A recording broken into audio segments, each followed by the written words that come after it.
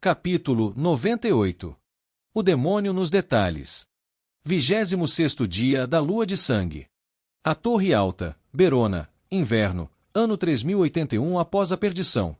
A chuva caía torrencialmente, ecoando no pátio aos pés da Torre Alta, tamborilando para tirar a capa de Garramon.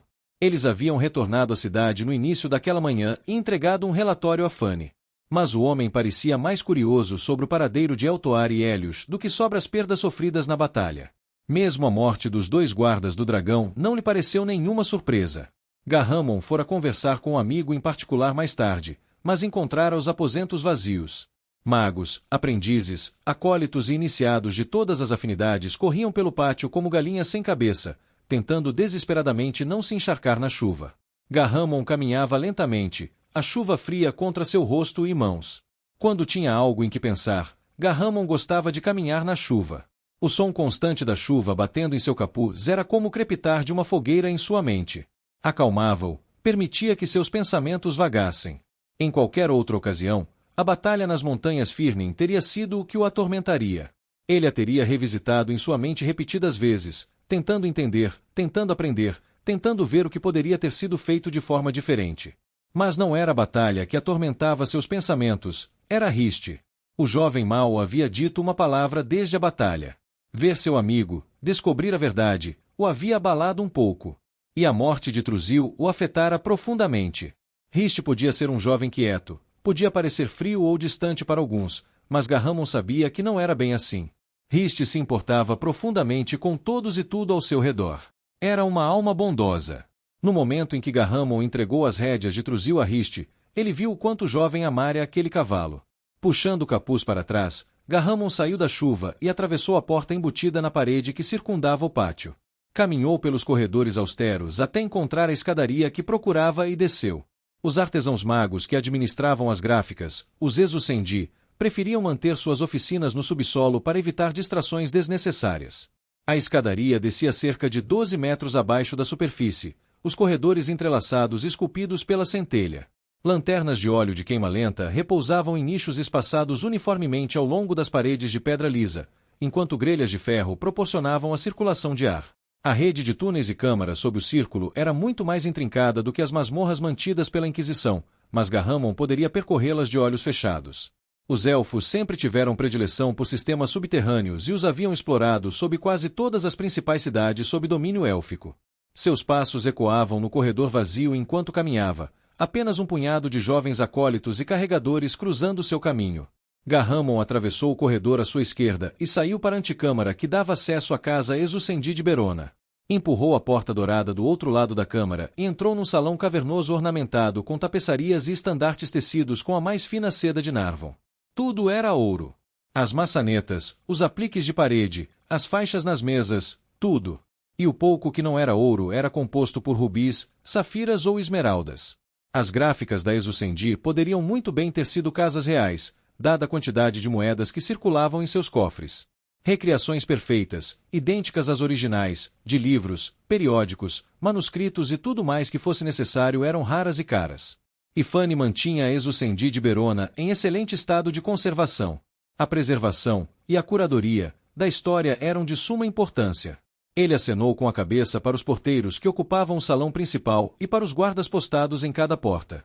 Em 6 séculos, Garramon não tinha conhecimento de um único caso em que alguém tivesse sido estúpido o suficiente para tentar roubar o Exucendi de Verona, mas mesmo assim mantinha uma guarda sólida. Exarca Kalinin. O guarda postado do lado de fora da oficina de Exucendi a Dama inclinou a cabeça na direção de Garramon, abrindo a porta à sua frente. A oficina era tão meticulosa e organizada quanto os aposentos de Riste, tudo cuidadosamente colocado onde melhor se adequasse à sua função. Toda a parede direita era uma enorme estante que se estendia por cerca de 9 metros de comprimento e 4,5 metros de altura, fundindo-se com o teto abobadado acima através de arcos de ouro trabalhado. O lado esquerdo da sala era dividido em 2 seções. Uma era dominada por armários abertos com grandes recipientes de vidro contendo várias tintas e soluções, e o que parecia ser um suprimento infinito de papel de arquivo de alta qualidade, o tipo sempre usado quando livros importantes eram copiados e encadernados. A outra seção continha uma vasta coleção de bugigangas que Garramon tinha certeza de que não tinham absolutamente nada a ver com livros. Mas a dama era conhecido por ser um tanto colecionador. Dizem que essa é a espada do próprio Arken ou Dark. A dama saiu por outra porta do outro lado da câmara, ajeitando os óculos no nariz. Ele olhou fixamente para uma enorme espada longa com um pomo em forma de cabeça de urso. Tive que trocar 2 rins por ela. Garramon ergueu uma sobrancelha. Você não precisa disso. Não eram meus.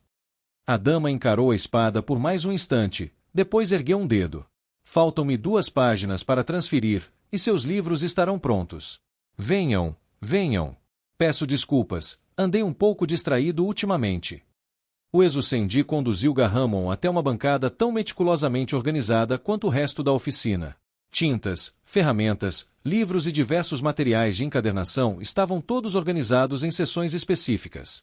O homem parou ao lado de uma cadeira de couro gasta, com 2 livros dispostos sobre a bancada à sua frente. Ele deslizou um enorme recipiente de vidro com tinta sobre a superfície lisa da pedra e removeu a tampa. Será apenas um instante, disse a dama, ajeitando mais uma vez os óculos na ponte do nariz. Como na maioria dos ofícios, o que você paga é pelo tempo gasto para aperfeiçoar a habilidade, não simplesmente pelo tempo gasto para executar a tarefa. A centelha fluiu do homem em uma suave ondulação, fios de ar, água, fogo, terra e espírito rodopiando em torno de sua mão, cada um tão fino quanto um fio de teia de aranha. Ele entrelaçou os fios de ar, água e terra no recipiente de tinta e puxou uma lâmina de líquido escuro ondulante para o ar, afinando-a até que parecesse um painel quase sólido de vidro preto. Ao mesmo tempo, o homem entrelaçou fios de espírito no primeiro livro e na página em branco do segundo. O que fazem os fios do espírito? Sussurrou Garramon, olhando por cima do ombro de a dama. Elas me ajudam a focar no que meus olhos não conseguem ver. As palavras, as inflexões dos traços originais da caneta, o caráter e a arte no processo. As características quase imperceptíveis que tornam algo único. Agora, por favor, silêncio. O homem criou um triângulo de espírito entre os 2 livros e a tinta. Ao baixar a folha de tinta flutuante sobre a segunda página, ela se afinou e se separou, criando centenas de formas, letras e sinais de pontuação. Ele pressionou a tinta sobre as páginas em branco, entrelaçando os fios de cada elemento até que se fixassem. Após um instante, os fios se dissiparam e a dama fechou os 2 livros. Ele colocou o livro recém-escrito de lado e, em seguida, pegou um segundo livro de um baú sob o banco, depositando ambos diante de Garramon.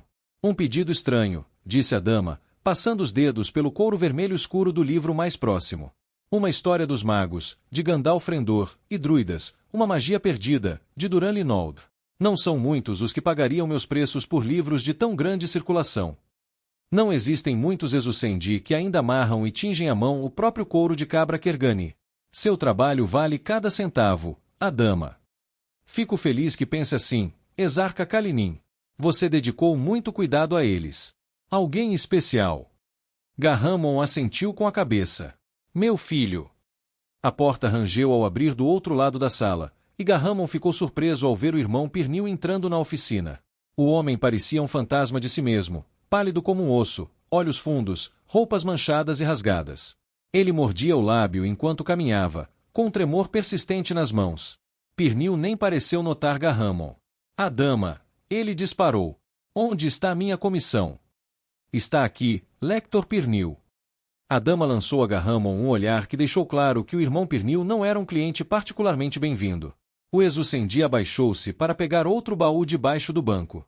Se cada detalhe não estiver perfeito desta vez, juro que mandarei enforcá-lo por ordem do imperador. Entendeu, a dama? Perfeito. As ilustrações poderiam ter sido copiadas por uma criança. Disseram-me que você era o melhor que a Ezusendi tinha a oferecer, mas ainda não me impressionei. Pirnil moveu-se para ficar ao lado de Garramon, ainda sem parecer notar que Garramon estava na sala. Então você me contou, Lector. O homem surgiu com 2 grossos livros de couro preto, não muito diferentes daquele que Garramon vira Fanny com aqui estão, disse ele, entregando os livros a Pirnil. E minhas sinceras desculpas pela demora. Foi um período bastante movimentado. Suas desculpas não são necessárias, disse Pirnil secamente, apertando os livros contra o peito. Você não será pago por atrasos e trabalho mal feito. Considere este livro um tributo para garantir que o imperador permita que você mantenha seus dedos. Quando eu chamar novamente, irmão Adama, esperarei mais. Pirnil virou-se e saiu da sala, resmungando para si mesmo enquanto fazia. Garramon ergueu uma sobrancelha para a dama. Ele tem um selo do próprio imperador.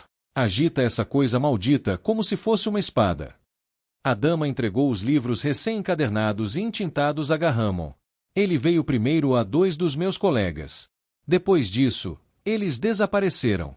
Eu não gostaria de me juntar a eles. Quando a dama se ofereceu para entregar os exemplares originais, Gahamon acenou com a mão. Você poderia guardá-los para mim? Só por algumas noites. A dama concordou, e Gahamon saiu da oficina o mais rápido que pôde sem causar alarde. Ele seguiu o irmão Pirnil da anticâmara do Exucendi para os túneis além. Pirnil estava tão absorto em seus próprios pensamentos que Gahamon nem precisou fingir que não estava seguindo. O homem ia e vinha, subindo e descendo escada após escada, até um ponto em que nem mesmo Gahamon tinha certeza de para onde ele estava indo. Finalmente, o homem parou diante de uma grossa porta de ferro. Pirnil tirou uma chave do bolso com a mão livre, equilibrando os 2 grossos livros na outra. Destrancou a porta e passou por ela. Gahamon atravessou a pedra rapidamente e enfiou a bota na porta antes que ela se fechasse. A câmara lá dentro era enorme. O ar grudava na garganta de Gahamon, denso com um cheiro pungente de morte, carvão e queimaduras. Ele tapou as narinas ao entrar na sala sem janelas. Velas robustas estavam por toda parte, imersas em montes de cera derretida, proporcionando um leve toque de calor. Bancos de madeira alinhavam-se nas paredes de ambos os lados da sala, cada um equipado com correias e fivelas e ocupado por corpos em vários estágios de mutilação, com moscas zumbindo ao redor. A visão por si só já teria revirado o estômago de Gahamon, mas, combinada com o cheiro pútrido, ele não teve escolha a não ser engolir o vômito que lhe subiu à boca. Que lugar é este, em nome do Salvador? Ele adentrou ainda mais a câmara escura e desolada, com a mão sobre a boca. Pirnil estava debruçado sobre uma escrivaninha no fundo da sala. Ele rabiscava furiosamente um diário enquanto Gahamon se aproximava do corpo mais próximo da porta. Era um homem mais velho. Seus cabelos eram quebradiços e brancos, embora sua estrutura ainda apresentasse uma quantidade considerável de músculos definidos. A carne de seus braços e pernas havia escurecido, e os ossos de seus dedos haviam rompido a pele, quebrado e se torcido em ângulos estranhos. Runas grosseiramente esculpidas marcavam grande parte de seu corpo. As runas pareciam com aquelas que Pirnil havia inscrito nos candidatos que se voluntariaram para se tornarem hospedeiros dos escolhidos. Mas se isso fosse verdade, por que o irmão Pirnil ainda estava realizando seu trabalho, e por que ele possuía o selo de Fane? O que você fez, meu velho amigo? Gahamon ergueu o olhar para o irmão Pirnil, que ainda nem sequer tinha notado a entrada de Gahamon na sala. Um ruído chamou a atenção de Gahamon para o catre à esquerda do irmão Pirnil. Ele se aproximou e encontrou um jovem amarrado à mesa com um pano enfiado na boca. A julgar pela inclinação da cabeça e pelas pálpebras caídas, ele havia consumido sangue Altveid suficiente para entorpecer um cavalo. Gahamon respirou fundo e endireitou os ombros. Irmão Pirnil, chamou, imbuindo sua voz com a mesma autoridade que demonstrara como árbitro tantos anos atrás. O imperador exige um relatório. O quê? Pirnil se virou para olhar para Gahamon, com os olhos arregalados. Gahamon, Kalinin, o que você está fazendo aqui? Você não deveria. Você realmente acredita ter o poder de me questionar, Dracus? O árbitro está acima de perguntas de alguém como você. Ele se aproximou de Pirnil, olhando para as anotações que o homem rabiscava. O imperador me enviou para obter informações atualizadas, visto que você está atrasado. Sugiro que não me faça perder tempo. O homem encarou Gahamon por um instante, claramente tentando decidir qual seria a atitude mais sensata a tomar. Mas Gahamon sabia algumas coisas sobre homens como Pirnil. Todos os homens cruéis eram covardes no fundo. O medo da própria dor os levava a infligi-la aos outros. Eu estou pronto como ele pediu. Os diários foram copiados e tenho quase certeza de que possuo o conjunto de runas que ele solicitou, mas eu... Mas o quê? Você está questionando o imperador. Não, as mãos do homem tremiam, mas não de medo. Gahamon conhecia os sinais do consumo excessivo de essência. Era como uma droga.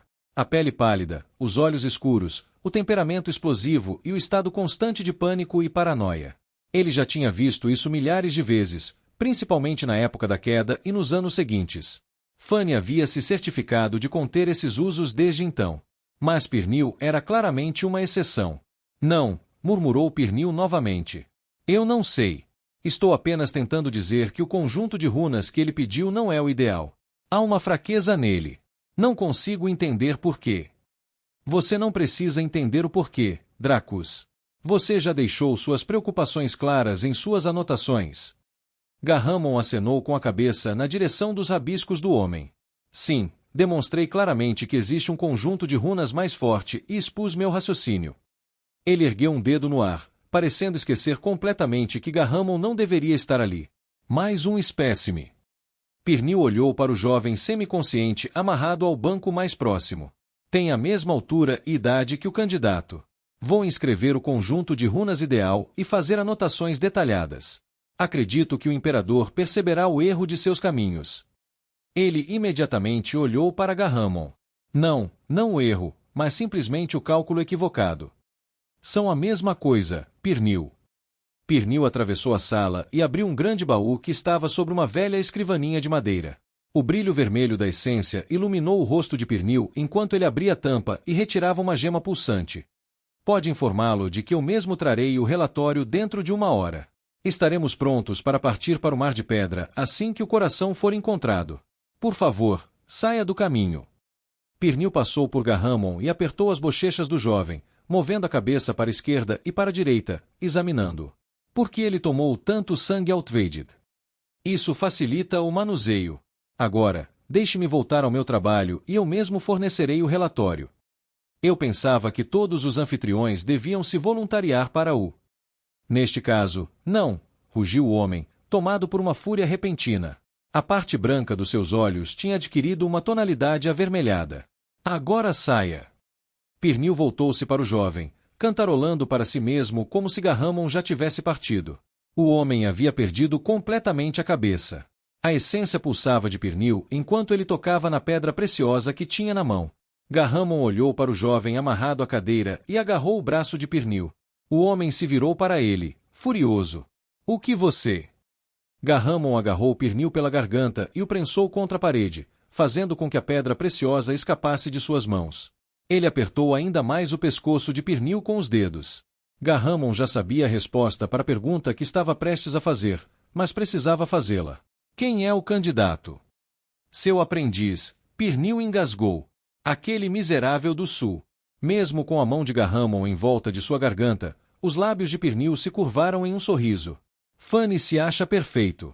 Mas eu sei que ele não tem forças para aceitar o Salvador em seu corpo. Observarei com carinho enquanto ele é dilacerado por dentro, e Fanny finalmente entenderá que ele mesmo é o único candidato verdadeiro.